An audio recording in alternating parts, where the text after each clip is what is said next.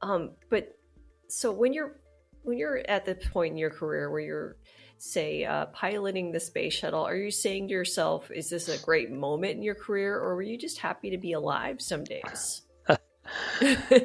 You know, the question I most often get asked is, were you afraid? Yeah. And the answer to that is from almost every astronaut is yes, but not afraid of dying. You're afraid of screwing up. You're afraid of not doing your job and costing either lives or the mission because these missions are really high stakes. Every mission to build the space station, which is primarily what I did, had to be done in sequence. Everything was based on the mission before it, and we couldn't afford in time or money to blow a mission. So you're very much afraid of being professionally embarrassed, I think, by a mistake.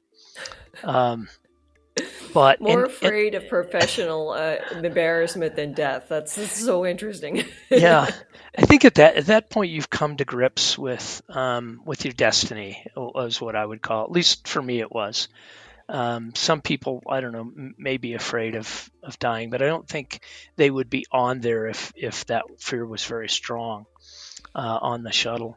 Yeah, I don't Um, think you'd be able to perform if that was a real problem because yeah, that's right. 'cause- So I'll tell you a little story that sort of sums up the whole thing for me about this life from being a 15-year-old dishwasher when they walked on the moon to commanding a space shuttle. Um, and the story only takes a couple of minutes, but it has to do with me laying in the cockpit of the space shuttle Columbia just a couple of hours before my first launch. The pilot and commander get in first, and they get in about 3 hours before liftoff time.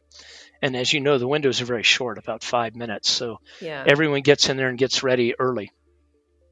I was laying on the flight deck of Columbia on my back, of course, because the vehicle is pointed straight up, with my feet up in the air on the rudder pedals, laying on a parachute, somewhat uncomfortable, in my pressure suit with a helmet.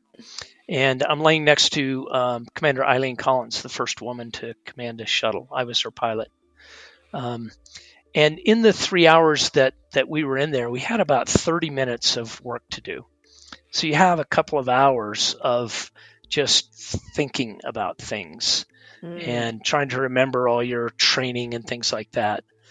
But where my mind went was it went to the journey that I had traveled from 15-year-old dishwasher to that seat on that day. And I pictured in my mind this journey across the earth in space and time, kind of turning and cruising and moving in time, and realized that journey was absolutely unique to me. And everyone has their own unique journey.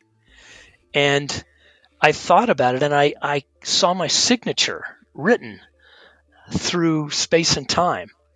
And I'll borrow a term from someone else, and another author called it a signature path. So I had my own signature path. But what then happened was I thought about all the inflections in that path, excuse me, that helped me get to where I was. And those decision points in your life, the big ones, where you make a change back on track or whatever it is, or you get steered off track, are largely determined by three groups of people: your family, your friends, close friends, and your teachers. And as I thought about those people, I of course realized that they were the people that I had invited to be my guests for the launch. And they were all standing 3.5 miles away, sharing the experience with me. It was a very powerful moment, and really makes you look at your life as a journey, and sort of, I think, puts into perspective certainly how I felt at that moment a couple of hours before launch. So, gosh, it is. That's a great way to look at the whole process, where you're kind of reflecting on like the varying kind of like butterfly effect scenario, where it's like all these different inflections in time and space caused you to be in that moment, in that point in time and space. That's and also the inclusion of all the people that were part of that Yeah. path. That was really, I don't know, that's really cool. And it's I, great that I you call kept it the contact with them. I call it the icing on the cake. Well, of course, I kept contact with my mom. Yeah, Well, you know. yeah, obviously, but I'm also thinking about your teachers too, and it's just Yeah. like, oh, okay, that's pretty great. Well, It's I grew pretty up in a great. small town in Colorado, and the teachers, did 30-year careers here. So, Ah, okay. and it was almost 30 years to the day from, it was about maybe 28 years to the day from when I graduated from high school. So, even though some of them were no longer teaching, they were still retired in my hometown. Anyway, very, very cool moment in my life.